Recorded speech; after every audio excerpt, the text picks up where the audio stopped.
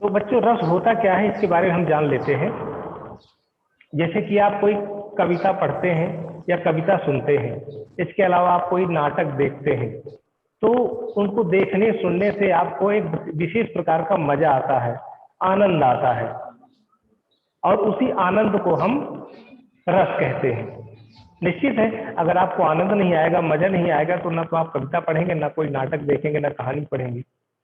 तो निश्चित रूप से यहाँ पर जो संदर्भ लिया गया है कविता का लिया गया है। तो कविता को पढ़ने में, सुनने में या नाटक को देखने इत्यादि में जो आनंद आता है उसको हम रस कहते हैं। लेकिन कुछ लोगों ने ये प्रश्न कर सकते हैं कुछ लोग कि सर हम कुछ ऐसे नाटक देखते हैं जिसमें आदमी रोता है, दुख होता है, तो उसको हम आनंद कैसे कह सकते हैं? तो निश्चित रूप से जैसे कि रस में भी एक रस होता है करुण रस। अगर कोई किसी का परिजन मर जाता है तो निश्चित रूप से दुख की बात होती है, लेकिन उसको भी कुछ विद्वानों ने आनंद कहा है। और इस तरीके से तर्क दिया जा सकता है कि जैसे कि रामायण है, रामायण में आपने देखा कि सीता को रावण ले जाता है, बाद में राम को बहुत सारे दुख भोगने पड़ते हैं, बहुत सारी करुण कथा है उसमें, दशरथ की पहले मृत्यु होती है, लेकिन इस सब के बावजूद भी लोग रामायण को देखना सुनना पसंद करते हैं। क्यों? अगर हमें उससे बराबर दुख मिल रहा है तो जिस चीज से हमें बराबर दुख मिल रहा है हम उसको देखना सुनना क्यों पसंद करेंगे? नहीं ना, बार बार कोई दुखी थोड़ी होना चाहता है। लेकिन उससे भी एक विशेष प्रकार का आनंद आता है, और उसी आनंद की अनुभूति ही यहाँ पर रस की अनुभूति कही जाती है। तो उम्मीद है आपके समझ में आ गया होगा। अगर परिभाषा लिखना भी हो तो हम उसको ऐसे लिख सकते हैं, रस की परिभाषा,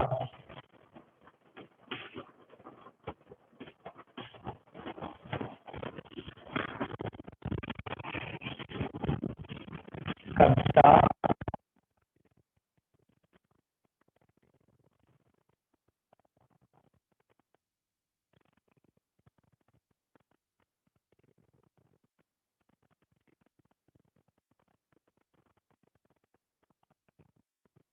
की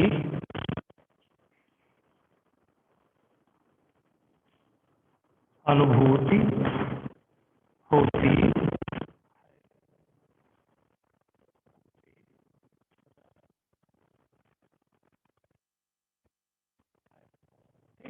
तो उम्मीद है आपकी समझ में आ गया होगा। कविता को पढ़ने या सुनने में जिस रस की अनुभूति होती है, जिस आनंद की अनुभूति होती है, उसे क्या कहते हैं?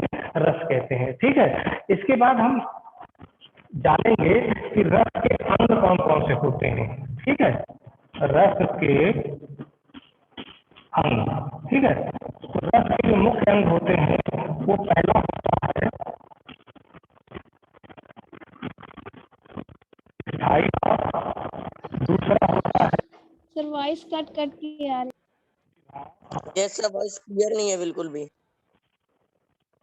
और ना ही बोर्ड।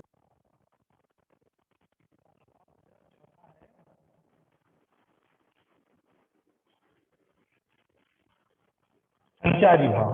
ठीक है,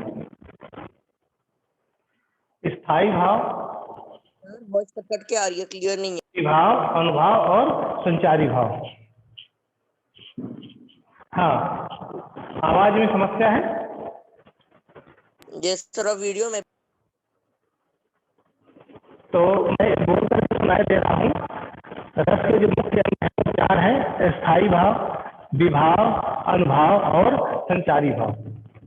अब हम इनको अलग अलग पढ़ेंगे कि स्थायी भाव क्या होते हैं, विभाव क्या होते हैं, अनुभाव और संचारी भाव क्या होते हैं। ठीक है, तो इसको हम मिटा देते हैं, आप लोग इसको नोट कर लीजिएगा, और उम्मीद है आपने नोट भी कर लिया होगा। वैसे भी कोई ऐसी चीज नहीं है जो आपको याद ना रहे।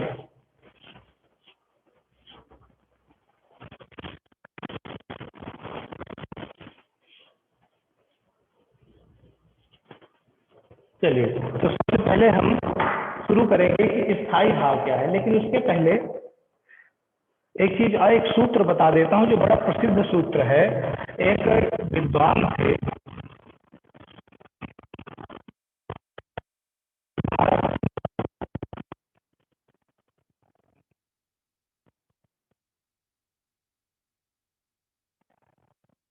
रस क्या है, उन्होंने एक सूत्र दिया है, उसको लिखता हूं मैं।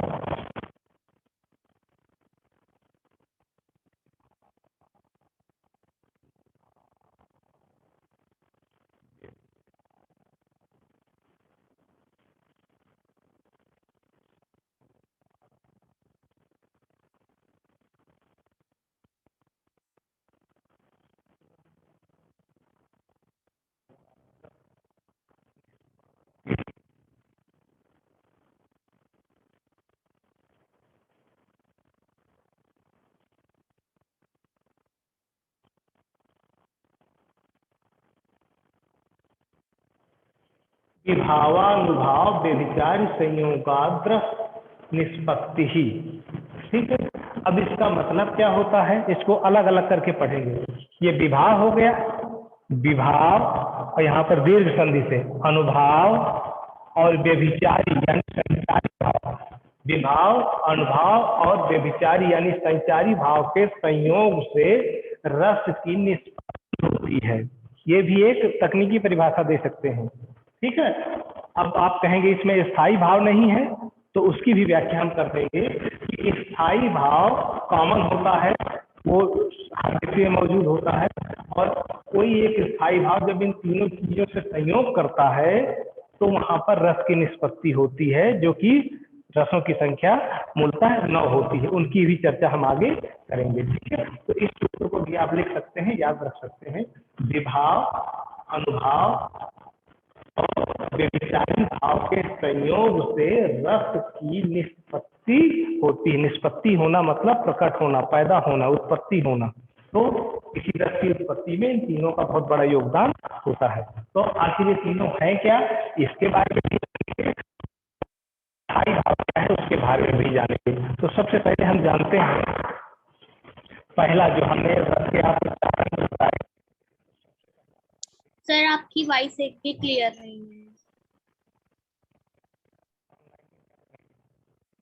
इसीलिए लिख करके बता रहा हूँ, वॉइस में समस्या है, निश्चित रूप से आवाज में समस्या आ जाती है। तो जो चीज मैंने आपको बताई सर में भी। हाँ, इससे पहले मैं आगे बढ़ूं, आपके मन में कोई डाउट हो तो आप बता दीजिए, किसी को कुछ पूछना हो। मेरी आवाज वैसे ठीक ठाक आ रही, लेकिन फिर भी अगर कहीं कोई समस्या है तो आप लोग बता सकते हैं, मैं कोशिश सर करूंगा एक बार उसको। अंक बता दीजिए रस के। रस के अंग एक बार और बता दें, ठीक है? ओके, सर बता रहे हैं। रस के 4 अंग होते हैं। पहला है स्थायी भाव, दूसरा है विभाव, तीसरा है अनुभाव, और चौथा है संचारी भाव, जिसको आप व्यभिचारी भाव भी कह सकते हैं। तो ये आपको याद करने की जरूरत नहीं पड़ेगी, क्योंकि हम उनके बारे में एक एक के बारे में विस्तार से बताएंगे। ठीक है, तो हम सबसे पहला जो अंग है स्थायी भाव, इसकी चर्चा करते हैं। तो स्थायी भाव कितने होते हैं हम सबको लिखेंगे क्रम से। ठीक है, करके लगाते हैं। ठीक है,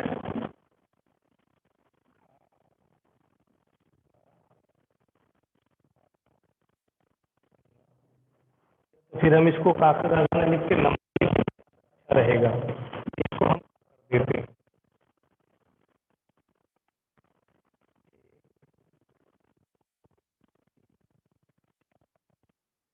ठीक है, तो रति स्थायी भाव हो गया। दूसरा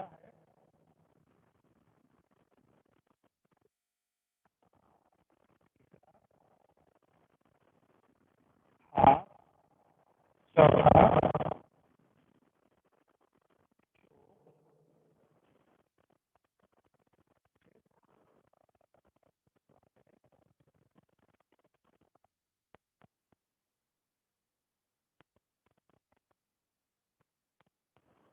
अब आगे हम लिख लेते हैं।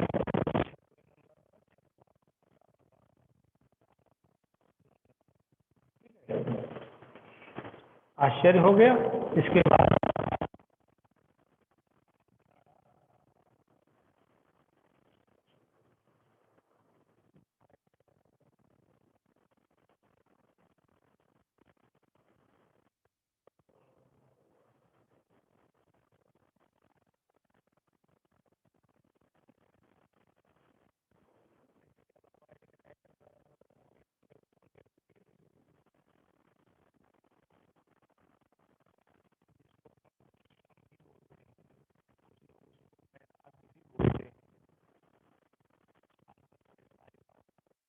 एक रस है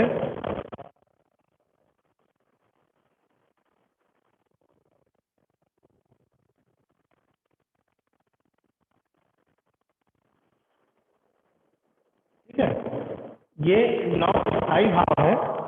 इसको मैं पढ़ करके सुनाता हूँ आपको। अगर वीडियो में आपको समस्या आ रही है तो मैं पढ़ करके सुनाता हूँ, निश्चित रूप से आप सुन पाएंगे इसको।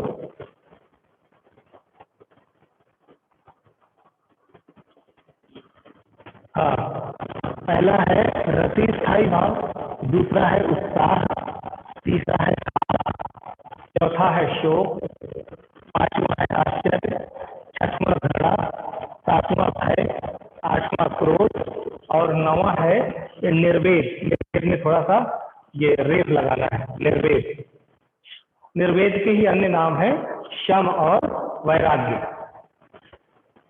ये स्थायी भाव है, आपके 9 स्थायी भाव है। इसके अलावा जो रति है, रति के 2 भाग और हैं। एक, वैसे रति के 3 भेद होते हैं, मैं तीनों भेदों को अभी आपको बता दूंगा। तो उम्मीद है कि ये 9 स्थायी भाव आप पढ़ पा रहे होंगे। पढ़ पा रहे हैं सभी? चलिए, तो मैं किसी से पूछता हूँ, रेमांसी मेरी आवाज सुन रही हो? रेमांसी त्रिपाठी, अच्छा, जिसको मेरी आवाज आ रही कोई एक बोले। Yes sir. अच्छा, रंजना बोल रही है। हाँ रंजना, आपको ये सभी 9 स्थायी भाव पढ़ने में मिल रहे हैं? Yes sir. अच्छा, पहला स्थायी भाव क्या है? रति। रति। दूसरा? उत्साह।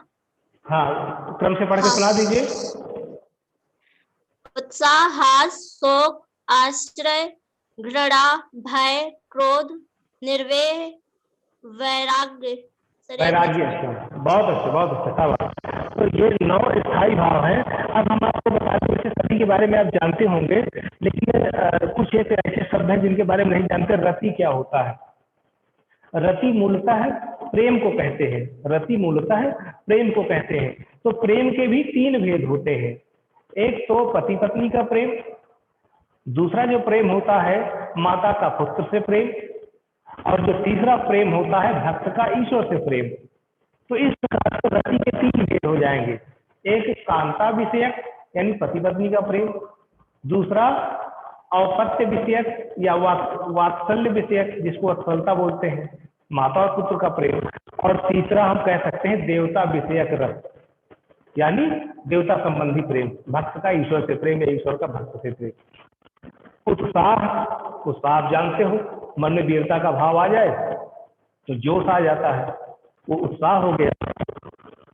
हास, हंसी होता है। शोक आप जानते हो, करुणा है, दुख है। आश्चर्य, समझ पा रहे हो, चौंकना, आश्चर्य प्रकट करना जैसे होता है, किसी अजीबोगरीब चीज को देख लेना है, अजीबोगरीब घटना को देख लेना। घृणा, नफरत को बोलते हैं बहुत सरल शब्दों में। भय, डरना होता है। क्रोध, गुस्सा होता है। इसका मतलब ये होता है एकदम दुनियादारी से अलग हो जाना, कहना कि हमें इस जीवन में कुछ नहीं रखा है, बस इस संसार से हमें कोई लेना देना नहीं है, संसार में कोई किसी का नहीं है, बस भगवान ही सब कुछ है। तो ना किसी तरह का प्रेम रहता है उसमें किसी से, ना किसी तरह की कोई घृणा रहती है, ना क्रोध रहता है, ना भय रहता है, कोई भाव नहीं रहता, एकदम शून्य में आ जाता है। ठीक है, जिसमें हम उसके लिए जीवन संसार की सारी वस्तुएं बेकार होती हैं। निर्वेद, सम, वैराग्य जिसको बोलते हैं। तो ये 8 स्थायी भाव है। इनके बारे में जब हम रसों को पढ़ाएंगे तो कौन सा रस किस स्थायी भाव के लिए लागू होगा उसकी चर्चा हम करेंगे। फिलहाल हम और आगे बढ़ते हैं।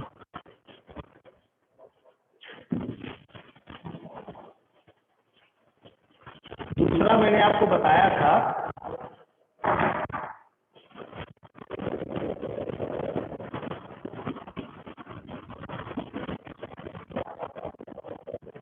विभाव।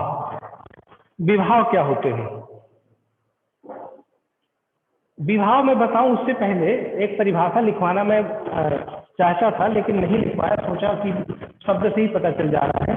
जैसे कि अभी स्थायी भाव मैंने बताया, स्थायी भाव होते क्या है? अगर किसी ने आपसे पूछ लिया तो आपको ये लिखना है, स्थायी भाव का मतलब होता है मन में जो भाव सुसुप्त अवस्था में हमेशा विद्यमान रहते हैं। सुसुप्त यानी सोई हुई अवस्था में जो भाव हमेशा विद्यमान रहते हैं और उचित अवसर आने पर उठ खड़े होते हैं, उन भावों को स्थायी भाव कहते हैं। जैसे हमारे मन में क्रोध का भाव, अभी मैं पढ़ा रहा हूं तो क्रोध नहीं ना मेरे मन में, गुस्सा नहीं है, लेकिन वो मेरे अंदर सोया हुआ है। लेकिन कोई ऐसी कोई हरकत कर दे तो मन से वो भाव एकदम से जागृत हो जाएगा। तो क्रोध क्या है? स्थायी भाव है, हमेशा अंदर बना रहता है, छिपा रहता है, लेकिन अनुकूल मौसम, अनुकूल वातावरण पाने पर वो भाव बाहर निकल आता है। भय का वातावरण, अभी मुझे डर नहीं लग रहा है, अचानक से मेरे सामने कोई शेर आ जाए ना तो मेरे मन में एक भय का भाव पैदा हो जाएगा। तो ये होते हैं स्थायी भाव, जो कि हमेशा मन में सोए हुए रहते, स्थायी रूप से विद्यमान रहते हैं, अनुकूल वातावरण आने पर निकल आते हैं, वो तो स्थायी भाव है। विभाव क्या है?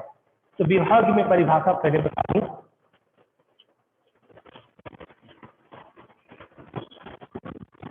स्थायी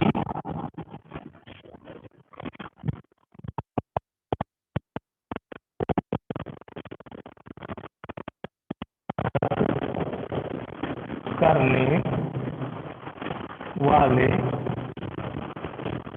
कारण, ध्यान रखिएगा, स्थायी भाव को जागृत करने वाले कारण विभाव कहलाते हैं।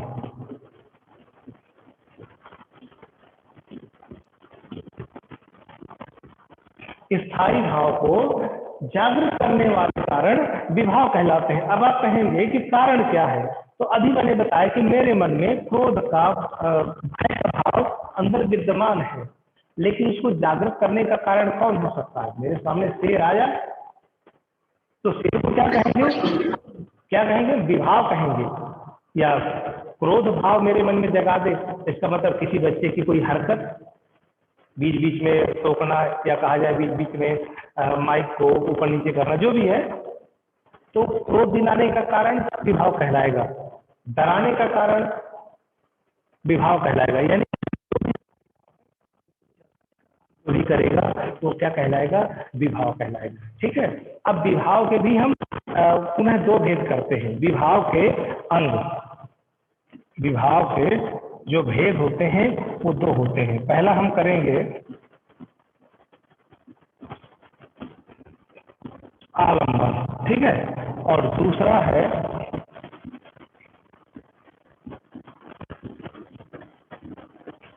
उद्दीपन।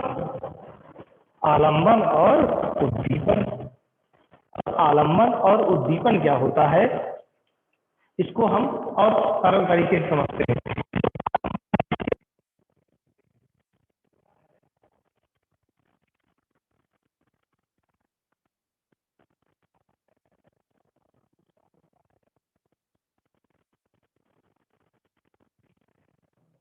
ठीक है, एक होता है आश्रय और दूसरा होता है विषय।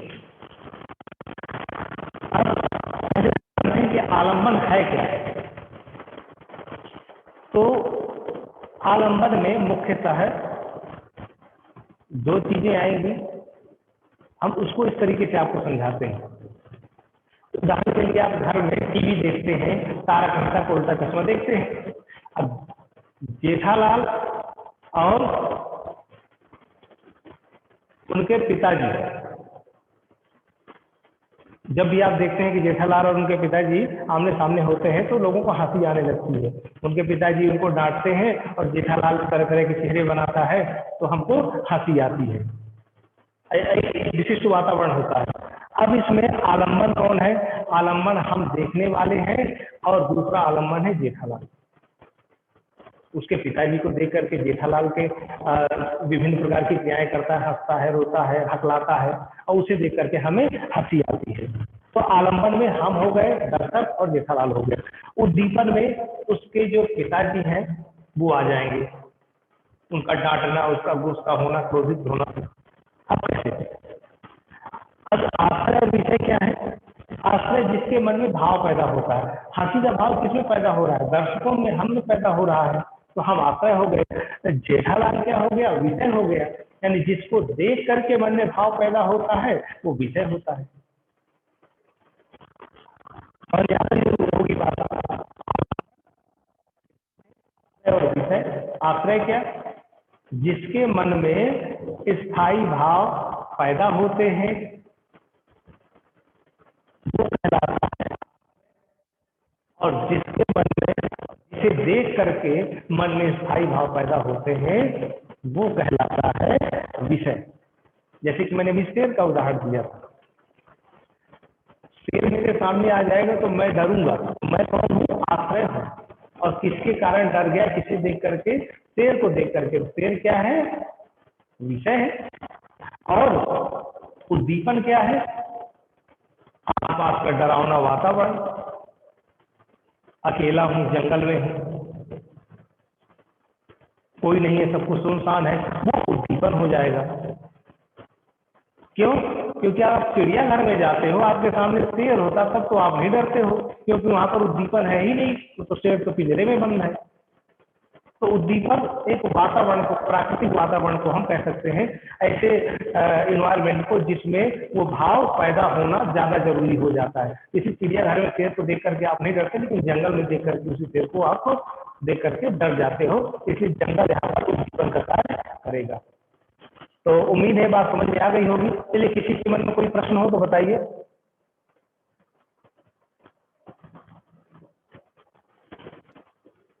चलिए, तो श्रेया शुक्ला, मेरी आवाज सुन रही है श्रेया? Yes sir. अच्छा श्रेया, तुम्हें एक प्रश्न मैं करता हूं, तुम्हें बताना होगा। आवाज आ रही मेरी? Yes sir. हाँ, अच्छा। अगर तुम घर में हो और तुम्हारी माँ ने कहा कि तुम्हें पढ़ना है, और इतना कह के बाहर चली गई हो, उसके बाद तुमने क्या किया? पढ़ने के बजाय टीवी देखने लगी, टीवी देखने लगी, ठीक है। अब उसी समय माँ आ जाती है, आपको टीवी देखते हुए पाती हैं, तो आपके मन में कौन सा भाव पैदा होगा?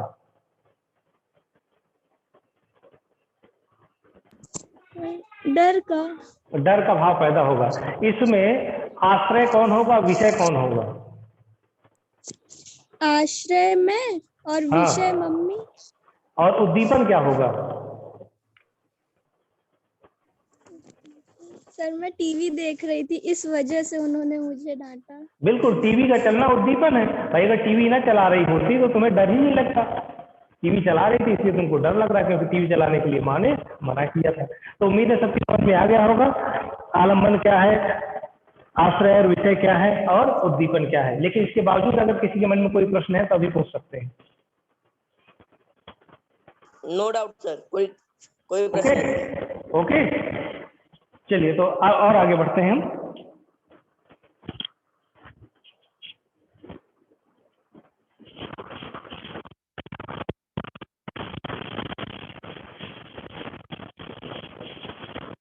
अब हम जानेंगे अनुभाव क्या होता है।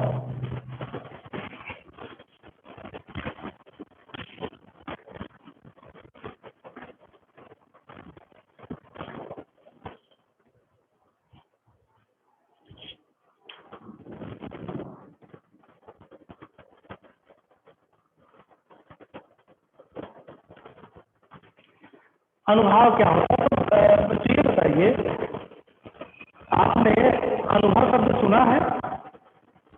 निश्चित रूप से सुना होगा कि अनुभव किसको कहते हैं।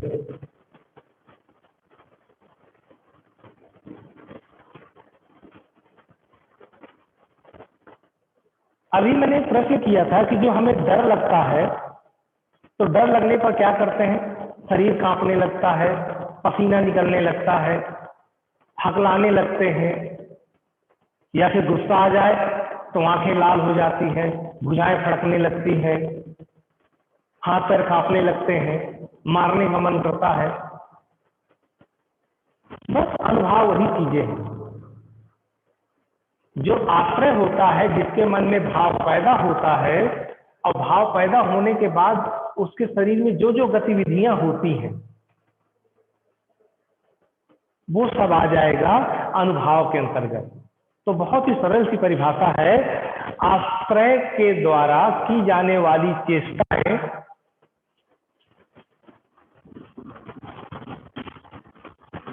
आश्रय के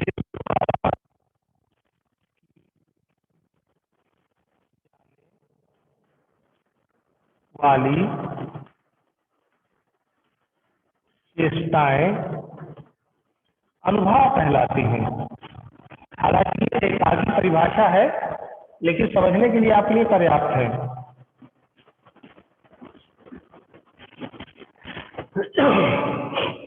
आश्रय के द्वारा की जाने वाली चेष्टाएं अनुभाव कहलाती हैं। और जो कोई अंग होते हैं वो 4 होते हैं अनुभाव के भी। पहला होता है कायिक, दूसरा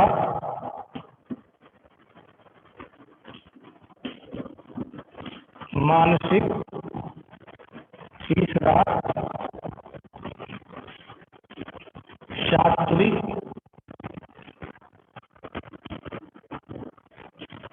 चौथा होता है आहार्य। ठीक है, कायिक, मानसिक, सात्विक और आहार। कायिक का मतलब होता है शरीर संबंधी, काया जिसको बोलते हैं। तो कायिक का मतलब होता है शरीर संबंधी कायिक।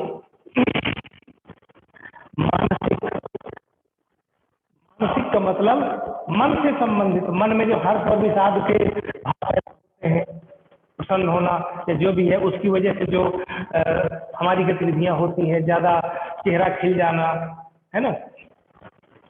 सात्विक में पसीना आना, आंसू आना, हकलाना, स्वर कांपना, स्तंभित हो जाना, ये 8 प्रकार के सात्विक होते हैं।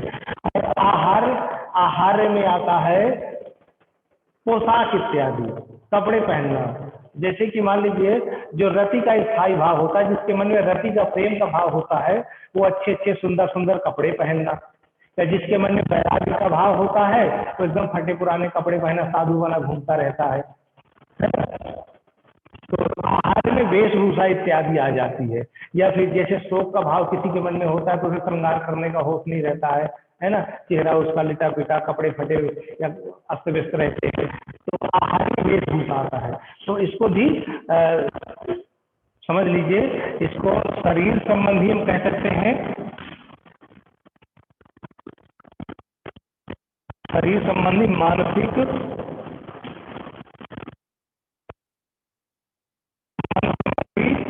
सात्विक, इसको हम कह सकते हैं, एक सरल भाषा में इसको बोलते हैं पसीना,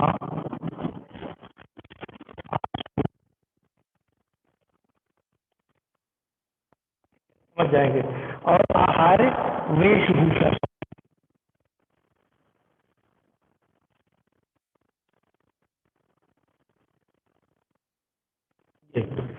शरीर संबंधी, मन संबंधी, पसीना, आंसू इत्यादि सात्विक में आ जाएगा, और वेशभूषा संबंधी आपका आहार में आ जाएगा। तो ये 4 प्रकार के आपके,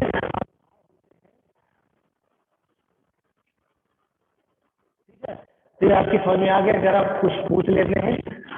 नैन्सी, आवाज आ रही है मेरी? Yes sir. अच्छा, एक उदाहरण देता हूं, तुम्हें बताना है उसमें कौन सा अनुभव है। कि एक आदमी है और अचानक उसने अपने सामने भूत देख लिया। अब भूत देखने के बाद किसी ने उससे पूछा कि तुम्हें क्या दिखाई पड़ा, तो बोल नहीं पा रहा है, केवल हकला रहा है, केवल हकला रहा है, आवाज नहीं उसके मुंह से निकल रही, घी बन गई उसकी। तो वो किस प्रकार का अनुभव होगा? सात्विक। सात्विक अनुभव, बहुत अच्छा, शाबाश। स्वर भंग जो है एक तरह का सात्विक अनुभव है। इसी तरह से एक स्तंभ होता है, स्तंभित हो जाना, यानी कि बिल्कुल खंभे की तरह खड़े हो जाना, कि कर्तव्य विमूढ़, कुछ भी सुझाई न देना कि मैं क्या करूं क्या ना करूं, वो भी सात्विक में आता है। तो उम्मीद है आपकी समझ में आ गया होगा सबके। अगर किसी के मन में कोई प्रश्न है तो बताइए। किसी को कुछ पूछना है भी? इसके बाद है संचारी। हाँ बोलिए। हाँ कुछ बोल रहे थे? सर कोई डाउट नहीं है, ये बोल रहा था। इसके बाद संचारी भाव आएगा, चौथा भाव, यानी भाव के जो अंग है, मैंने पहले बताया स्थायी भाव, विभाव, अनुभाव, और जो चौथा है संचारी भाव, उसकी चर्चा हम कल करेंगे। उनके संख्या 33 होती है, मैं उसको नोट करवाऊंगा और कोशिश करूंगा उसके अर्थ भी बताने की। तो आज फिलहाल इतना ही 3 मैंने बताया है। अब मेरे कुछ प्रश्न है, उन प्रश्नों को करके मेरे नंबर पर आपको भेजना है, ठीक है?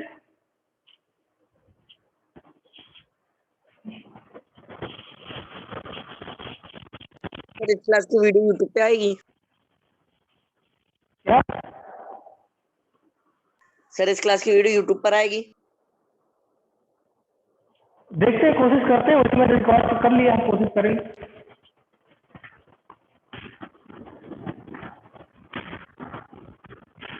सर बहुत क्लियर नहीं है तो क्वेश्चंस ग्रुप नंबर ग्रुप में भेज दीजिए।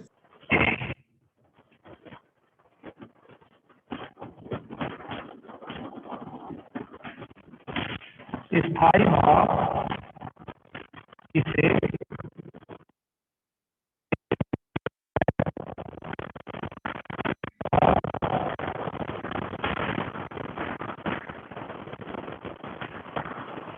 इनकी संख्या तथा इनकी संख्या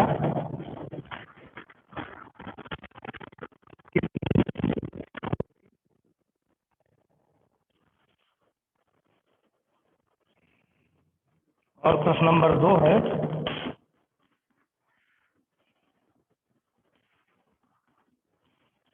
अनुभावों का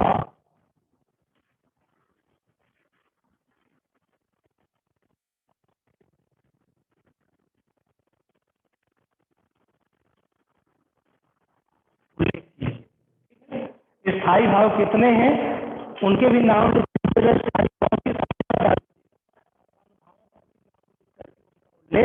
करना है, ठीक है? तो उम्मीद है बच्चों आपकी समझ में आ गया होगा। शेष हम आपको कल बताएंगे। कल शनिवार को भी ये व्याकरण की क्लास रहेगी, उसमें आपको बताएंगे। हाँ बोलिए। सर कायिक और सात्विक का बीच का अंतर क्या होगा? कायिक, और कायिक मतलब शरीर संबंधी, शरीर से हाथ पैर फड़कना, हाथ मारना किसी को, है ना, और उछलना या कूदना, वो शरीर के बाहर भी पता चल जाएगा। और सात्विक में क्या है, पसीना निकलना और हाथ फड़कने में कितना अंतर है ना? सर मानसिक के कुछ उदाहरण? मानसिक में हर्ष और विषाद के भाव चेहरे पर प्रकट हो जाना, ठीक है? तो आज का लगभग समय समाप्त हो रहा है, क्योंकि 1 मिनट से भी कम समय का बचा है। तो बच्चों आज हम समाप्त करते हैं, शेष कल मिलकर आपको बताते हैं। अगर कोई समस्या तो में भी लिखना है नाम। हाँ स्थायी भाव के भी नाम लिखना है। सर क्वेश्चंस की फोटो भेज दीजिए, क्लियर नहीं है। किसकी? क्वेश्चंस की सर क्लियर दिख नहीं रहे बोर्ड में क्या लिखे हैं। देखते हैं, कोशिश करते हैं।